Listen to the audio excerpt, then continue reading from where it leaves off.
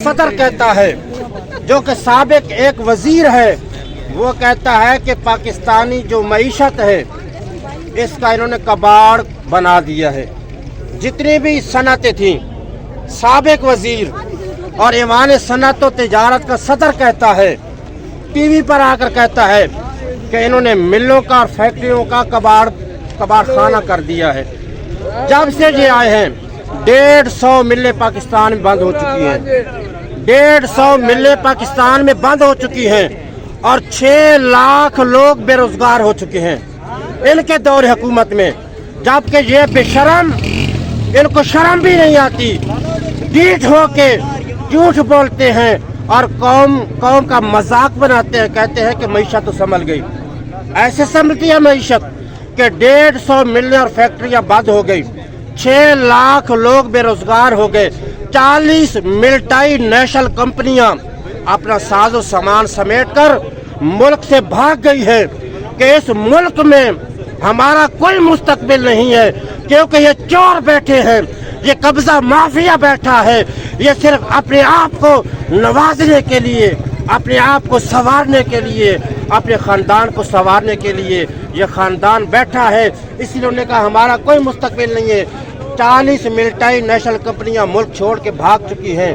और आपने सुना होगा कि बुढ़ी घोड़ी ते लाल लगाम, बुढ़ी घोड़ी ते लाल लगाम तुसी वेख्या होवेगा। 5 जिन्होंने पिछली उम्र इश्क चढ़िया दुल्हन बनने दा, अपने टाइम ते तो दुल्हन ना बन सकी, अब बुढ़ी घोड़ियों को शौक चढ़ा है दुल्हन बनने का, वो दुल्हन बन बैठी। कौम पर जो आलू की जो काश्त है, 1,000 अरब का नुकसान हुआ है आलू के काश्तकारों को। और जो गंदम के काश्तकार हैं उनको कितने हजार अरब का नुकसान हो चुका है। इन्होंने 2000 की गंदम खरीदी काश्तकार से, जब काश्तकार को नवाजने का टाइम आया तो 2000 की गंदम खरीदी। आज वही काश्तकार 2000 जो उसने गंदम बेची थी, आज 5000 के काश्तकार गंदम खरीद रहा है। ये करप्ट माफिया है, ये चोर है सारे, ये अपने आप को नवाजते हैं। इसी तरह शुगर पहले सस्ती बार बेची, फिर महंगी शुगर खरीद कर वापस मुल्क में लाए, अपने आप को नवाजने के लिए, अपने खानदान को नवाजने के लिए। आपके बारे में तो ये कहा जाता है कि आपको चीज़ों का पता ही नहीं है, ये आप तो बड़ी अहम बातें कर रहे हैं ये पाकिस्तान के हवाले से। नहीं, ये अगर ये फिक्र गलत है नहीं तो आप मुझे फांसी पर लटका दे। अगर मैं फिक्र गलत बोल रही तो ये मेरे फिक्र नहीं है, ये इनके अपने फिक्र हैं। ये खुद बता रहे हैं कि इमरान खान के दौर के अंदर जो लेवी था वो 10 रुपए था, अब 84 रुपए लेवी है पेट्रोल के ऊपर। पेट्रोल के ऊपर सिर्फ टैक्स 84 रुपए है, बाकी कीमत को आप छोड़ दें।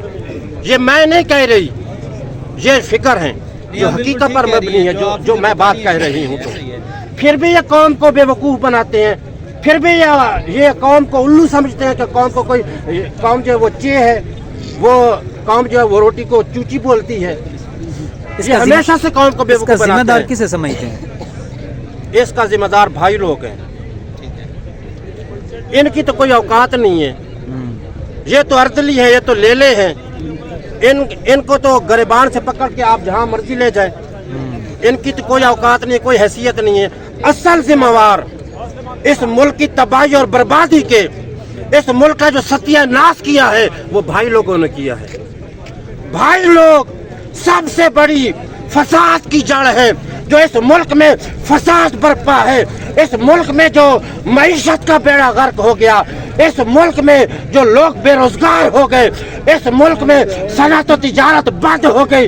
इस मुल्क में अगर कोई जिम्मेवार है, इस मुल्क के बेड़ा गर्क करने का कोई जिम्मेवार है तो भाई लोग हैं, भाई लोग हैं। इस मुल्क को जो फलने फूलने नहीं दे रहे भाई लोग हैं। सिर्फ इस मुल्क की तबाही और बर्बादी का सबब सिर्फ और सिर्फ भाई लोग हैं।